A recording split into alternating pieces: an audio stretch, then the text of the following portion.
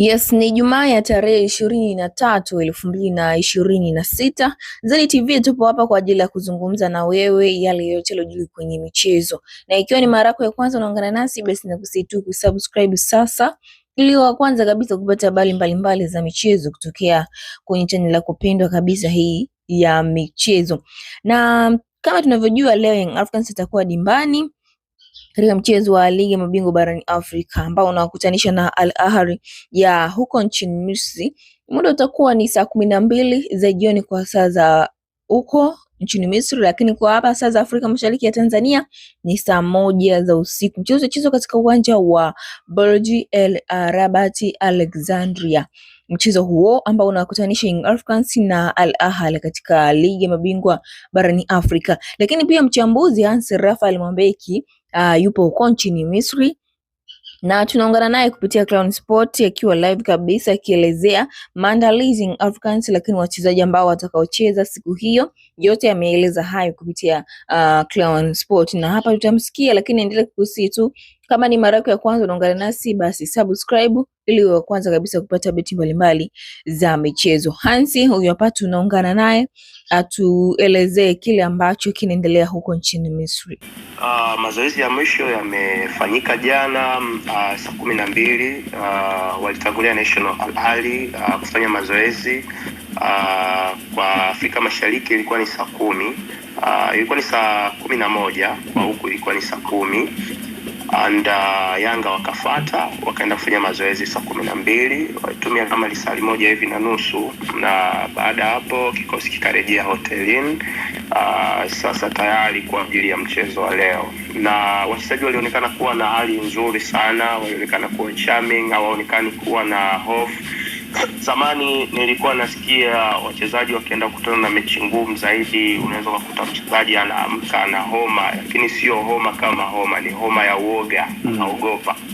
Lakini kwa huku nimeona wachezaji wote wako kwenye condition nzuri sana kwa ajili ya mechi ya leo. Okay, jambo zuri kweli, na wanasema mazoezi ya mwisho yanatoa taswira ya kikosi ambacho kinaanza siku ya mchezo. Kwa wewe, kwa namna ambavyo umetazama mazoezi, unadhani ni mchezaji gani na gani ambaye anaweza kuwakabili Al Ahly?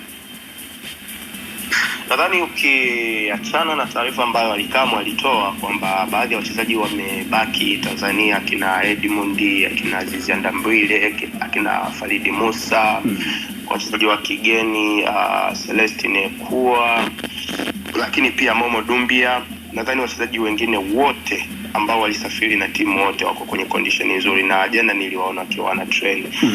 Sijajua exactly ni mwalimu ataingia na approach gani, ni mchezaji gani ambaye atamchagua kuanza, lakini of course kikosi cha kwanza cha Yanga tunakijua, so inawezekana kusiwepo na mabadiliko makubwa, lakini kwa sasa siwezi kutabiri ni mchezaji gani ambaye ataanza mechi ya leo.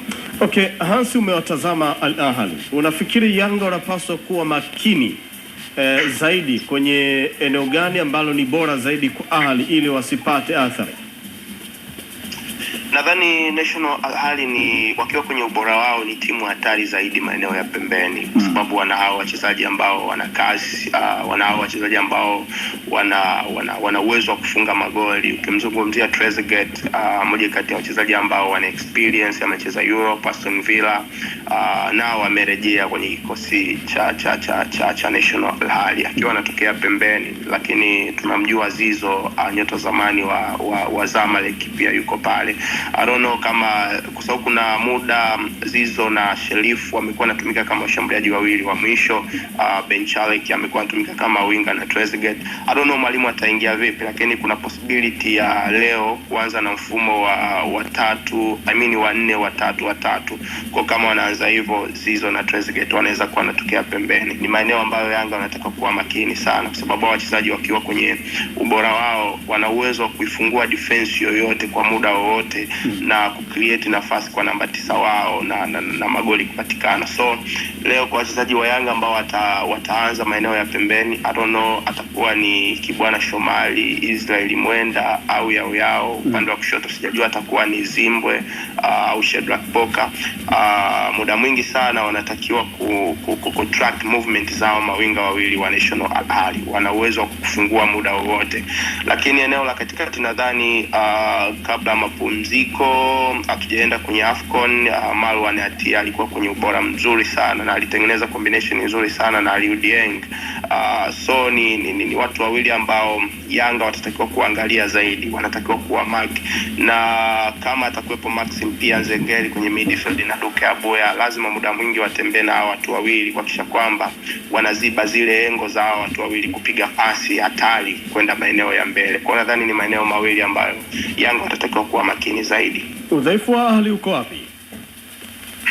I think Yanga wanatakiwa kuangalia zaidi kwenye mipira ya kutengwa, kwa maana ya set pieces. Inawezekana kwenye open play usiwafungue National Al Ahly kwa sababu wana hiyo energy ya kupress, wanaweza kukaba vizuri wakiwa organized, lakini Yanga watatakiwa pia kuangalia zaidi kwenye mipira ya kutengwa. I think Marel na Ibrahim, center back wawili ambao wamekuwa wanacheza kwa siku za hivi karibuni, ukiwatesti vizuri na mipira ya juu unaweza ukapata chochote kitu. Kwa bahati nzuri Yanga wamefanikiwa kumpata depth, moja kati ya washambuliaji ambaye ukimtazama ni futi 6, sijajua ni futi 6 na inchi ngapi, lakini ni futi 6, ni mrefu, and then physicality yake iko pale, na ni mchezaji mwenye experience, amecheza Europe, amekutana na center back wenye nguvu wazuri hewani, so ana hiyo tunasema quality ya kuweza kushindana na Ibrahim na Marel kwenye mipira ya hewani. Kama delivery inakuwa nzuri kutoka kwa kina Pacome Zouzoua, the likes of Maxi Okello, kama atakuwa ameanza, I think Yanga anaweza kupata chochote kitu kupitia mipira ya kutengwa. Hebu niambie udhaifu wa Yanga Pedro, udhaifu wao uko wapi? Exactly moja kwa moja kwa kiukweli, kwa hizi mechi 4-5 ambazo nimeziona za kocha mkuu wa Yanga, siwezi kusema moja kwa moja udhaifu mkubwa uko wapi, kwa sababu nimeona wakiwa na perform vizuri sana, wanascore magoli. Kwa mfano mechi iliyopita bwana Po na wengine ambao mko studio hapa, kina Jeff Magunga na Ashraf na Jessica, mnaweza mkanisaidia. Kwa mfano mechi iliyopita na Mashujaa, nadhani maeneo mengi sana Yanga walionekana wako vizuri zaidi, na tunaweza tukasema kwenye mechi za kwanza zile za CAF Champions League, kwa mechi ya FAR Rabat, walionekana kuwa butu mbele ya lango, walicreate nafasi nyingi wakatumia chache. Lakini ukitazama mechi ya Mashujaa, nadhani Yanga walikuwa more clinical, kama walicreate nafasi basi hazikuzidi 9, lakini kati ya hizo 9 walienda kuscore magoli 6. So inaonesha kulikuwa kuna improvement kubwa sana kwenye eneo la mwisho, kitu ambacho walikikosa kwenye mechi ya kwanza dhidi ya FAR Rabat. So baada ya huu usajili, wachezaji ambao wameongezeka na struggle kiukweli moja kwa moja kutaja udhaifu wa Yanga moja kwa moja. Ila ubora wa Yanga uko wapi? Nadhani ubora wa Yanga kwa nilichokiona kwenye mechi ya mwisho upo katikati ya kiwanja, kwa sababu mwalimu anahitaji kucheza na namba 10 wa 4 mpaka wa 3. Tuliona mawinga Okello na Pacome Zouzoua muda mwingi wakiwa wanaingia ndani kuungana na Duke Abuya na Maxim pia Nzengeli, ambao walianza na kutengeneza idadi ya viungo 4 washambuliaji nyuma ya Prince Dube au Dep. So nadhani ni eneo ambalo linaweza kuwa na hatari zaidi. National Al Ahly watatakiwa kuwa makini sana na hao viungo 4 wa Yanga, kwa sababu wana creativity, wana energy ya kukaba, na wakiwa wameamka vizuri wanaweza kuifungua defense ya timu yoyote barani Afrika. Na tuhitimishe tu, bila shaka kambi ya Yanga iko shwari, hawajafanyiwa figisu. Yeah, moja kati ya vitu ambavyo nadhani tumepiga hatua kama Watanzania na hususa hizi timu zetu ni maandalizi tunapokwenda ugenini. Zamani nadhani timu zetu zilikuwa zinachukua hoteli ambazo haziko salama sana, hoteli ambazo zilikuwa zinaingilika, lakini nowadays unaweza ukaona wakisafiri wanakwenda kuchukua hoteli ambazo za viwango vya juu. Kwa mfano hii hoteli ya Radisson ambayo Yanga wamefikia ni hoteli kubwa sana, ina eneo kubwa sana. Kwa mfano nikizungumza ukubwa wa hii hoteli eneo, unaweza ukatoka hapo Crown Mjengoni ukaenda mpaka Makumbusho, and then ukaingia ndani, yani ni eneo kubwa kinoma. And kuna hoteli ni hoteli moja of course, lakini tunasema ni party tofauti. Yani hii hoteli inaweza kuhosti timu hata 7 au 8 na wote wasionane.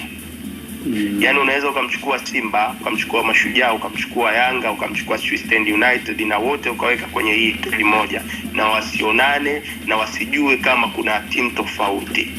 Ni hoteli ambayo ina eneo kubwa sana, ina ulinzi madhubuti, lakini jinsi ambavyo imejengwa, yani kuna partition ambazo zimejificha. Kwa hiyo ni ngumu sana wapinzani kuweza kupenetrate na kuweza kuwafikia wapinzani.